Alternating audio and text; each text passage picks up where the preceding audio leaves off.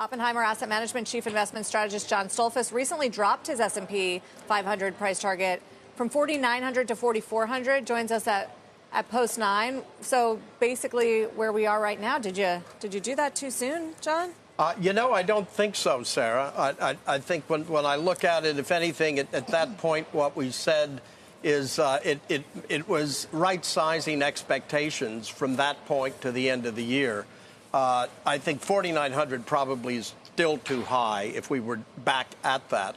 But likely, the 4,400 today has a good chance to be surpassed.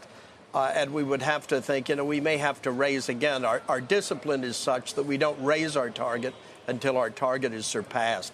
4,400 was our target for this year that we put in last December, and it was surpassed at the end of June.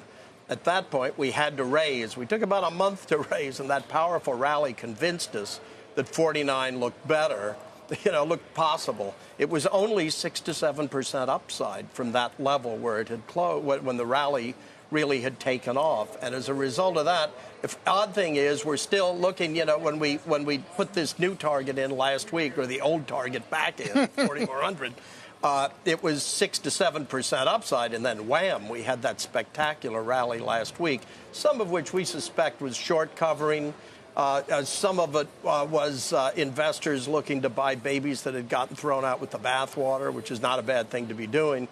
And a general feeling that the economic data and the Fed were pointing to, we were longer into, at this point, we're well over the halfway point and close to the end of a Fed funds hike cycle. So does it make you feel better that bonds have moved so strongly in terms of yields? We were at 5%. We're now at 4.6. Is that a lot more comfortable place for equities? Yeah, they're less. I think it's less likely to say that they're competitive with stocks if you look at the potential for stocks to improve with the amount of innovation and discovery that is occurring within technology that affects all 11 sectors to some extent when we look at it.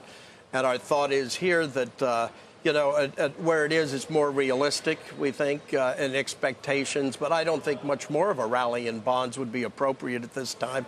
But who's to say the bond market's going to listen to me? Well, the argument from those who did close their shorts was that the world's just too dangerous. Yeah, right? Yeah, and, the world is always dangerous, Carl. I mean, you and I know that. I've been in this business since '83. And, I've seen so much trouble, as well as good times. That I've got to say I have a belief that business tends to work through it, either goes through challenges or steps around it. And today with technology, what we've seen in the last, since 2008, in the last 15 years, has been extraordinary capability of business to surmount a financial crisis, as well as what was the pandemic, which was the first time in 102 years. Well, the bullish case today is that our corporates are so nimble that they've already done a lot to brace for the things we're just dealing with now, right? Exactly. That's the margin story about Q3. Yep, very much. I mean, just look at this. We're growth, I think, over last Friday was earnings growth up 2.9% on back of around 2.1% revenue growth. With earnings up 2.9%, that's exactly, they were looking for -3, consensus was looking coming into this earnings season. So that reflects on a resilient economy. And part of that, we give credit to the Fed, quite frankly. We think it was overstimulation at the fiscal policy level is what took us to record highs in terms of inflation. And the Fed had to step in for the financial crisis. Otherwise, I think we probably would have had a deep recession back then.